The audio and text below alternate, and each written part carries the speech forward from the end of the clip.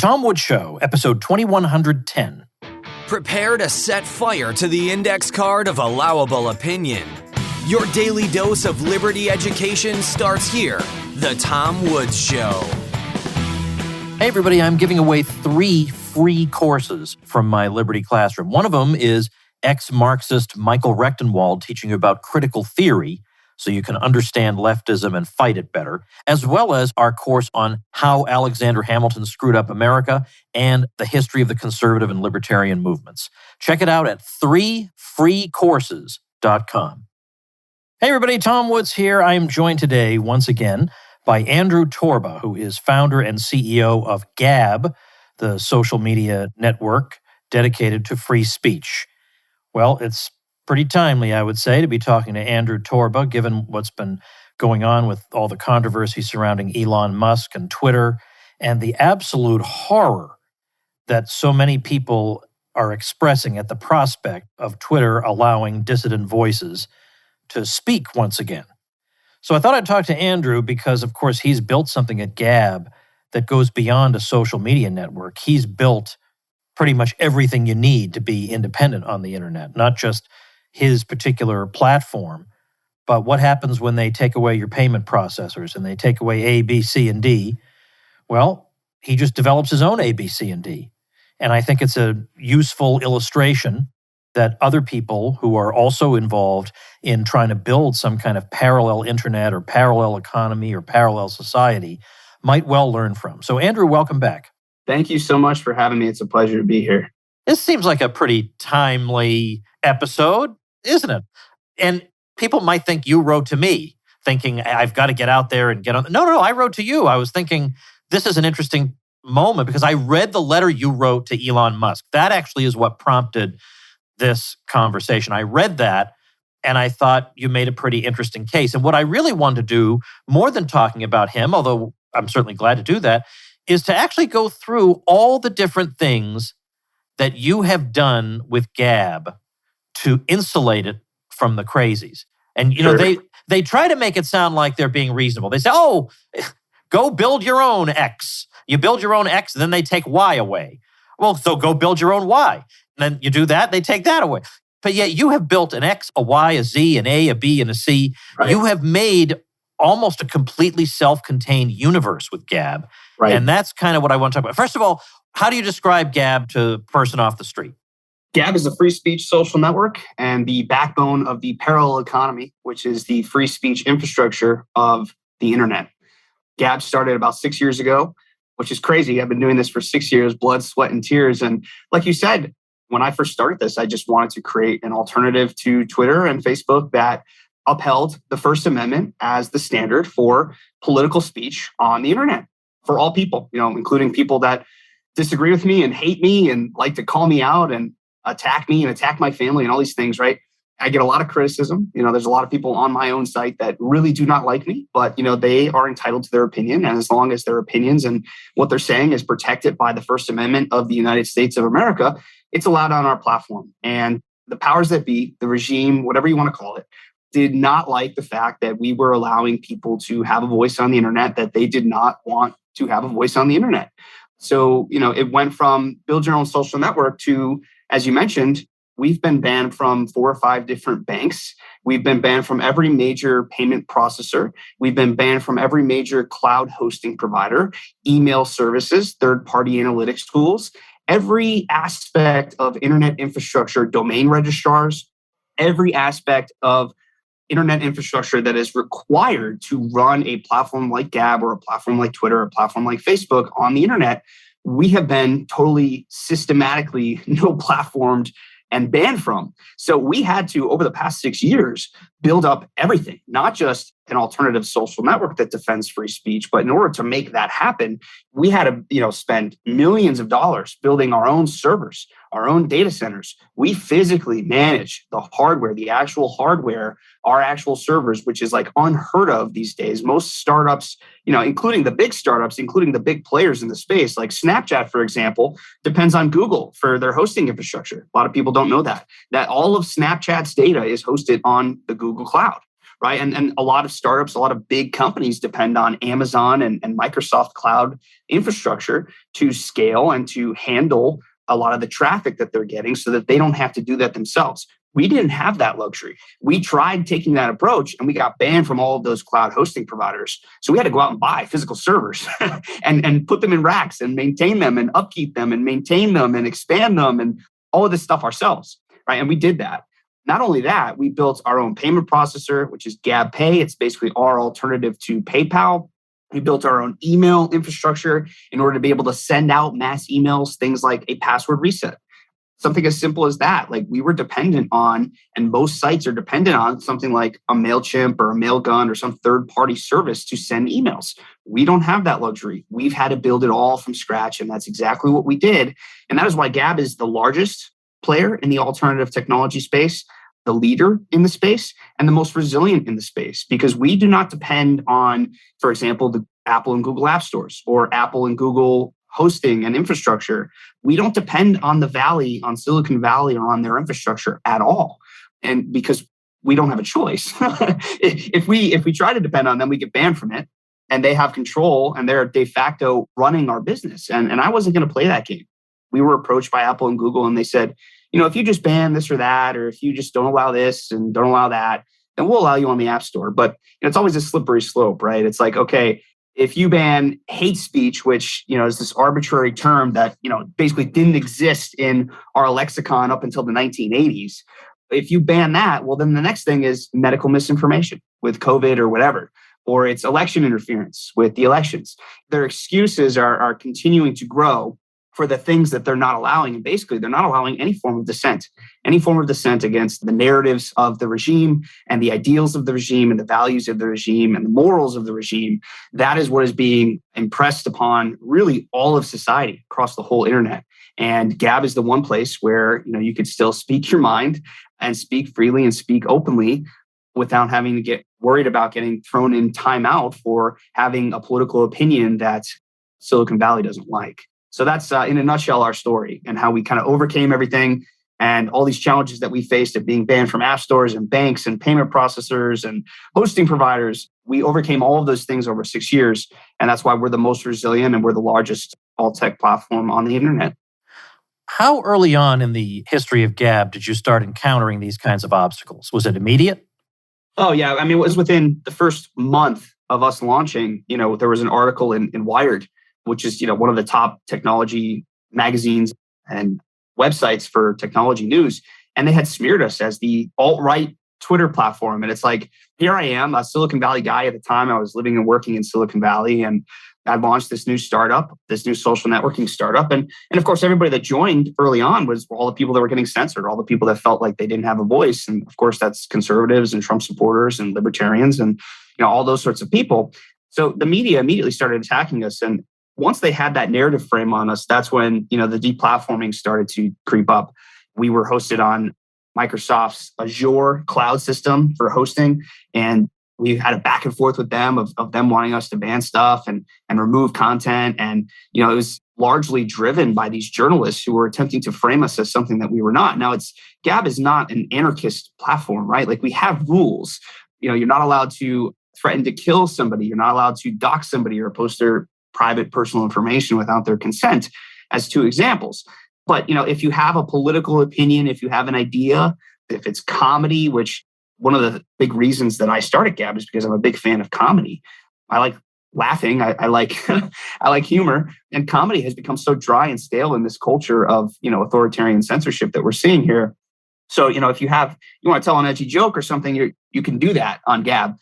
And for whatever reason, the powers that be don't like that. They don't want us to experience joy and humor and get access to different ideas and different opinions that they don't have their stamp of approval on. I noticed that you do have an app for Gab, but of course, people can't get it through the usual stores. So you just have a direct download page, it looks like. Correct. Yeah, you can go to help.gab.com and walk you through step by step how to get the app, not through the app stores, because we don't have that luxury.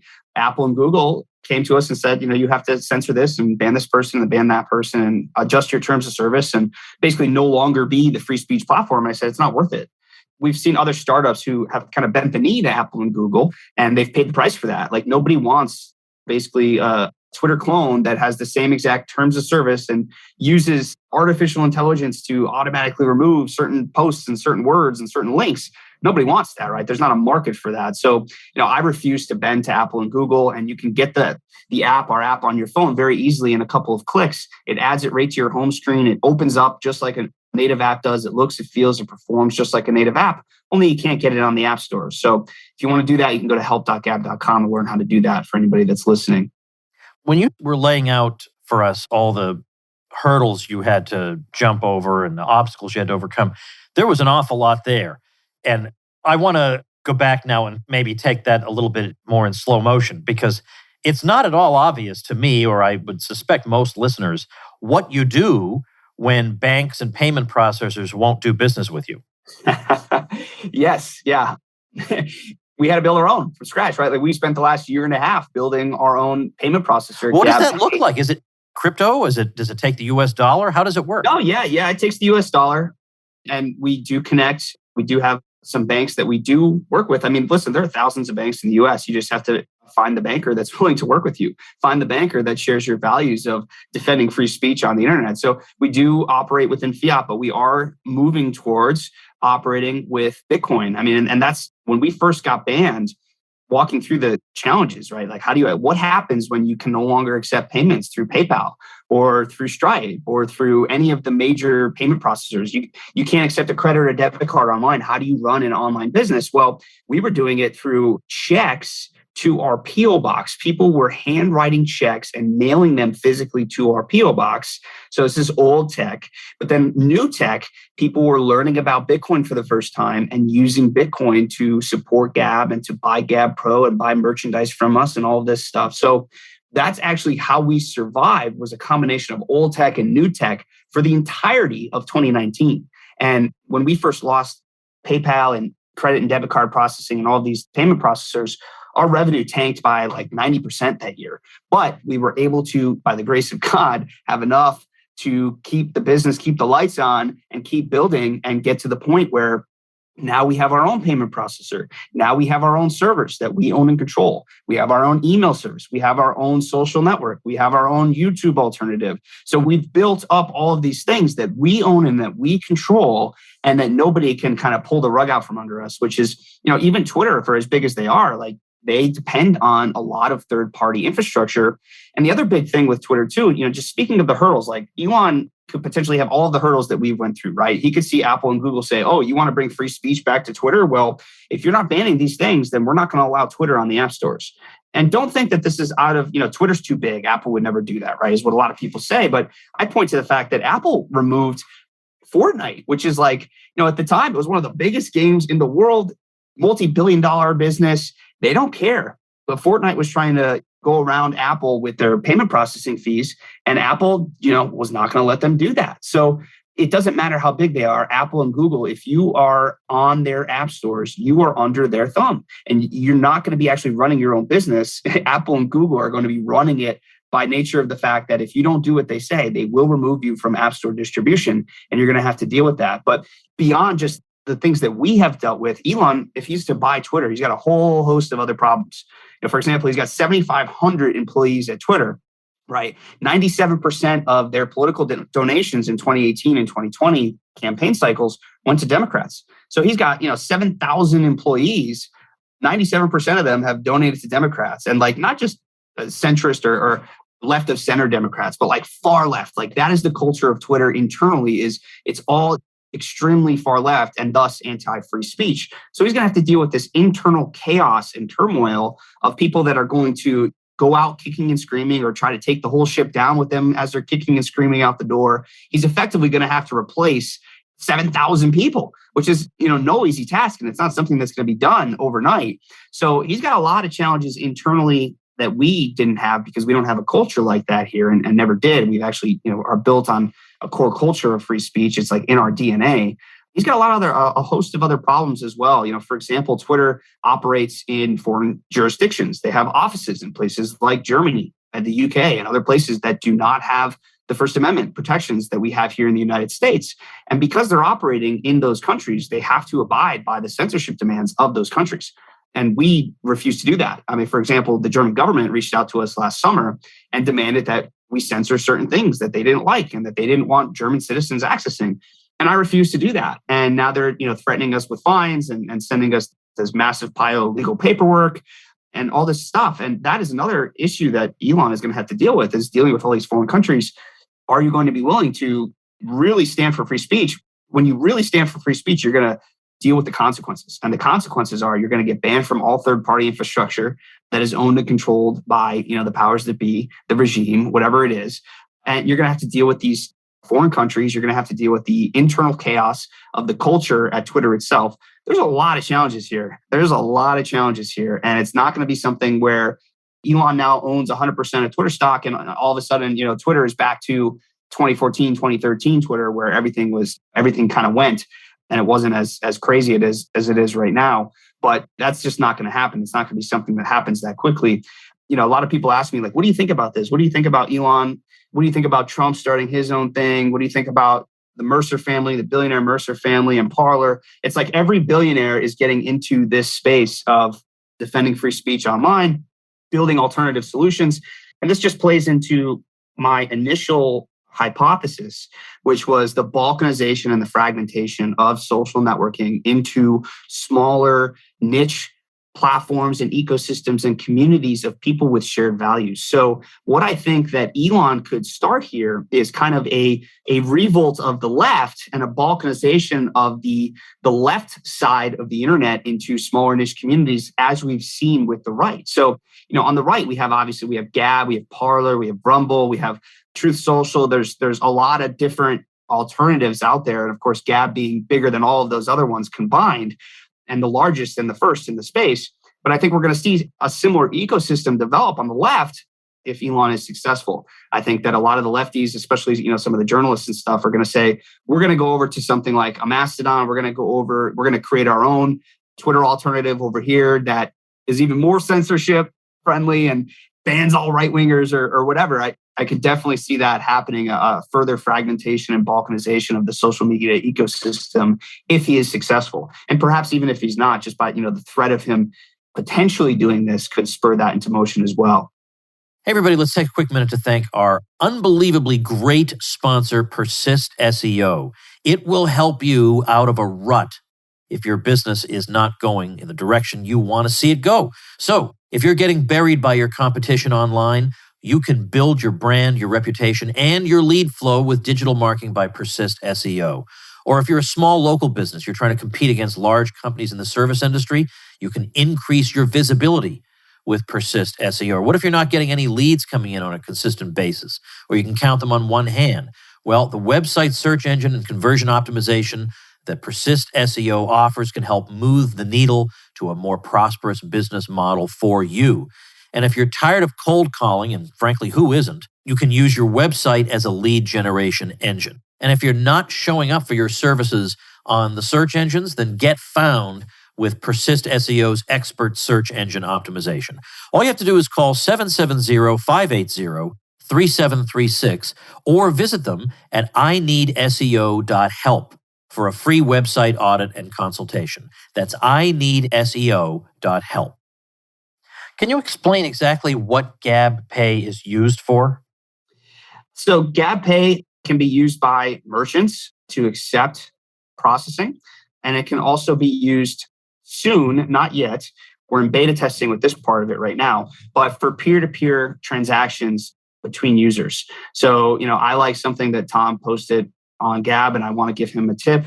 For that post, I can send him $10 to his GabPay from my GabPay account, which is hooked up to both of our bank accounts, and I can send it right to you. You can withdraw it to your bank account. That's what it's about. It's basically about creating an alternative to PayPal that is as easy to use as PayPal, both for merchants and for consumers to send money peer-to-peer or send money to businesses that they want to support or if they're buying something. So you were kicked off of, I guess, at least one email autoresponder service? Oh, all of them, yeah. Okay, yeah. all of them. Yeah. So what did you do? Did you hire like a developer to create your own? How did you do it?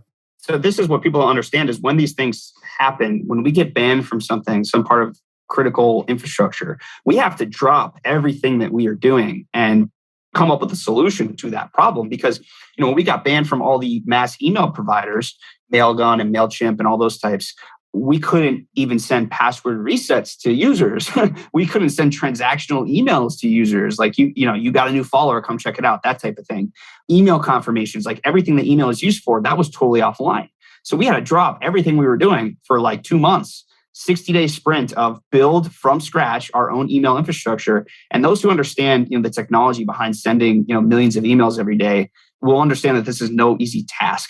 And that's why a lot of those services exist, like Mailgun and MailChimp, because building your own email server to be able to send millions of emails is not an easy task. And even once you have to build it up over time because of the IP reputation issues. So, even once we got it built, 60, 90 days, whatever it was at the time, a few years ago, we had to spend, 6 months to a year building up the reputation. And for a long time, a lot of our users would not get our emails because our email reputation wasn't high enough from our IP. So like working through all of this stuff just to send an email, Tom, it's like a year of work, right? Like it's like people have no idea what's about. Even just what you just said about the deliverability of emails. Right. People don't realize what a major problem it is. That's one of the reasons that you need an email autoresponder, because that company monitors the quality of the emails that's being sent out to make sure they maintain a good enough reputation, that these emails get delivered,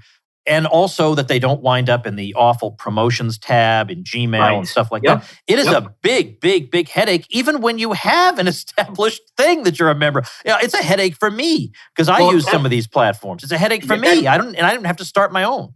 I mean, that's the thing is that we have inside of Gab, people think of Gab, a lot of people, and they'll say, oh, it's the Twitter knockoff, Twitter alternative, right? It's like, no. We have several businesses within the core business, right? Like that is a whole ecosystem that we have that we've had to build from scratch. Is like, no, we have a hosting arm of our business. We have an email arm of our business. We have a payment processing arm of our business. We have a YouTube arm of our business.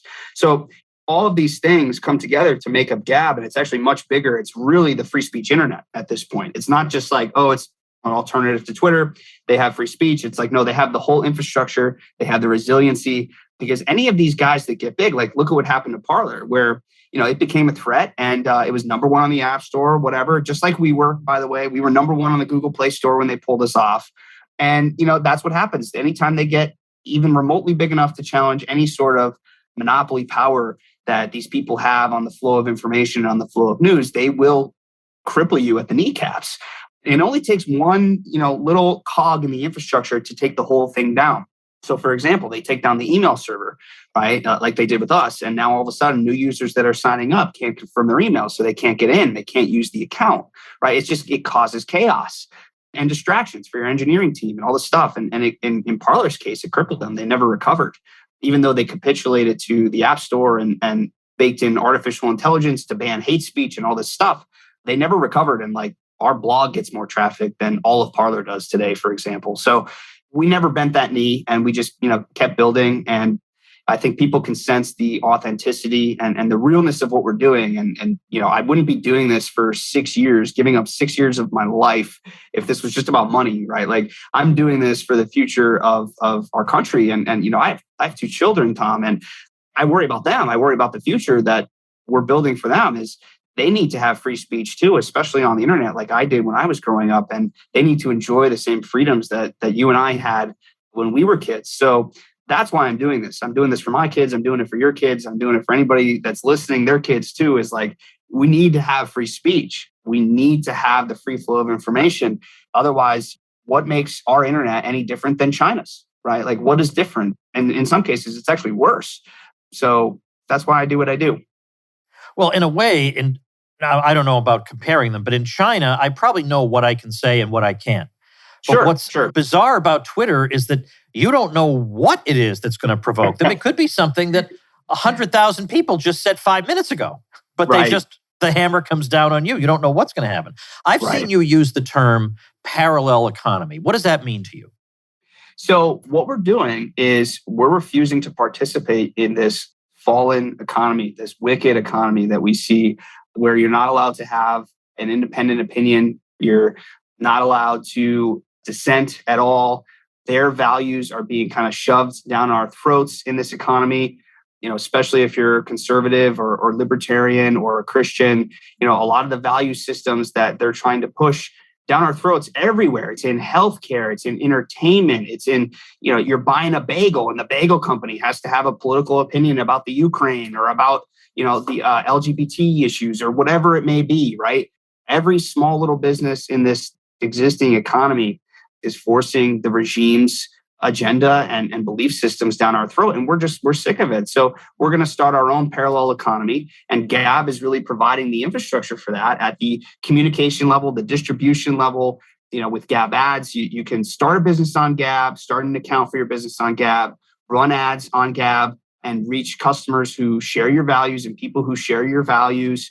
And that's what we're seeing. And by the way, process payments with gabpay from those same people who have gabpay. And so it's about creating a parallel system, a parallel economy alongside of our existing economy, parallel to it, only it's driven and grounded on traditional Christian American values. And that is the ecosystem that we're building. And it's very successful. We have thousands of businesses. Some have started on Gab, some have scaled on Gab, some have grown on Gab. But this concept of a parallel economy is building an economy that is grounded on traditional Christian American values and supporting people who share those values and propping up and growing businesses that support those values as well, versus giving money to people who hate Christians, who hate conservatives, who hate libertarians, and who use that money to attack us and to undermine our values and our country. I have a friend named Ben Settle who teaches email marketing, and he's apolitical, but he's right-wing. It's obvious. Right. He doesn't hide it at all. And he, in addition to teaching email, with, I'm sure, some developers, developed a service called Berserker Mail. And it's a no censorship email autoresponder platform. Now, I'm sure that was after you guys went to all the trouble of developing one, but he has one that that can service more than just Gab. It's in principle open to everybody. But it was making me think you are really, because I'm sure you have a lot of spare time. You are in a position to be a very, very important consultant right now because you have done the pioneering work that so many other people say is too hard to do. There's no way we could build all these institutions. But you've built them. You have, there's potential for this beyond Gab. Right. And that's where we're going too. I mean, that's where we're going with gabpay is, allowing other merchants, like it started as our own thing. We built gabpay so that we could process payments for Gab, right? Like that was the original impetus. And now we're opening it up to other merchants so that they can accept and not have to worry about getting banned from PayPal or from Stripe or from dozens of other third-party payment processing platforms. And we could eventually offer all of the infrastructure that we have in theory. I mean, I don't want to be like an email business, right? Like that's not what I set out to build. It's not exciting to me. I'm glad that somebody's filling that void. That's great. We, in our case, had to build our own internally to not have to worry about that. But I see basically all of these businesses at every level of infrastructure, we're going to start to see pop up alternatives to everything in Silicon Valley, whether it's email, social networking, video, you name it. We're going to have a whole alternative ecosystem that, shares and protects the values that we love and the freedoms that we love on the internet. Well, it's important what you're doing. And I'm sure there have been times when the problems just keep coming and coming and coming. You must have been tempted at some point to say, this is just, you win. This is too much. Were you ever? Never. Never? Never. Never? Never. Wow. Never. I'm not a quitter. Listen, I've been doing this for 6 years. You are like a comic book hero or something. I don't know what to say. I've been in the pit of hell and back, and by the grace of God, it's really just goes towards my testimony. I'm a very public with my faith, but I saw God take Gab from literally nothing. I mean, you look back to 2018 and we were banned from everything all at once. Our domain is worth hundreds of thousands of dollars. It's at 3letter.com. And at one point, for a period of a couple of days, it was kind of basically stolen from us and held in hostage from GoDaddy. So I didn't have even my domain. My CTO quit. We got banned from hosting providers. We got banned from all the payment processors. We got banned from all the app stores. So effectively, Gab was dead. And we rebuilt from ash into a top 1,000 website on the internet. And that is, all the glory goes to God for that. And that's just a testimony to the faith that I have in the importance of what we're doing And the fact that nobody else is doing it, somebody needs to do it. And if God has chosen me to do it, then I'm going to pick up that cross. I'm going to carry it up that mountain, man. We're going to defend freedom on the internet. If there is one place where people can speak their mind and talk about things and share links and have opinions that aren't politically correct or aren't regime approved, that one place is going to be Gab. This isn't a quick pump and dump flip for me. I'm 6 years into this already. This is something that I will do as long as I am breathing. It's a long game for me. I look at something like the Drudge Report, which has been around for 2 decades at least, maybe almost 3 now. And he just keeps chugging along, right? And is now one of the biggest referring websites on the internet still to this day. So, that's the game that we're playing here, is the long game. Gab is inevitable. So long as we survive, we will continue to thrive. The website is just gab.com. That's right. Simple. Yeah. Yep. It used to be getongab.com. Did you buy the shortened one? What happened? It was gab.ai was the first. That's what it was, right? Right. And the thinking behind that is we just wanted a short domain name, right? Yeah, and sure. I couldn't afford gab.com at the time, but then we eventually bought gab.com and that became our core, our central domain a few years ago. By the way, domain flipping is something I know nothing about, but I'm fascinated by how much some of these things cost. That I always want a .com. I don't want to tell you what website I was going to buy because then other people will bid up the price. But I got the amount back and I thought, maybe. Whereas there have been in the past where I've wanted something and they wanted 40 grand. Yep. And if I thought it could generate enough activity to justify 40 grand, maybe I'd do it. But apparently I'm not creative enough to come up with something good enough for that particular site. But I'm not going to ask you because it's none of my business. But I know that capitalism.com went for a pretty penny when Ryan Daniel Moran got it. But for some reason, it does lend you credibility. It is actually an expense worth making.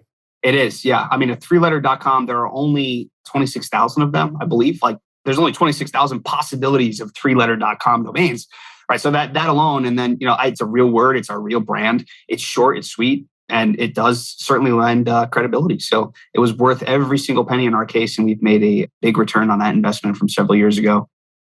All right. Well, gab.com is the website. Check that out. Maybe I should link to your Elon Musk letter also on the show notes page. Yeah, I'm going to write myself a note to do that. So that'll also be up at tomwoods.com/2110. Continued good luck. I hope things keep swinging your way. It looks like I don't want to jinx you, but it seems like everything they could throw at you, they've thrown at you. Keep your fingers crossed. It seems like it, right? They can throw me in jail or who knows what. So every day that we're online is a win in my book, and we're going to keep fighting no matter what happens and keep building no matter what happens. Oh, good man. Andrew Torba, thanks for your time today. Thank you, sir. Have a good one. All right, folks, that's our episode for today. If you like and appreciate what goes on here at The Tom Woods Show, don't let this appeal fall on deaf ears. Join me as a supporting listener over at supportinglisteners.com. When you see all the goodies you get as a supporting listener, you're almost going to feel like you got to just give more to justify all the stuff you're getting. That is how generous Ole Woods is with people who support The Tom Woods Show. So satisfy your curiosity. Type in supportinglisteners.com and check out all those goodies you have coming your way, and I'll see you tomorrow. Become a smarter libertarian in just 30 minutes a day.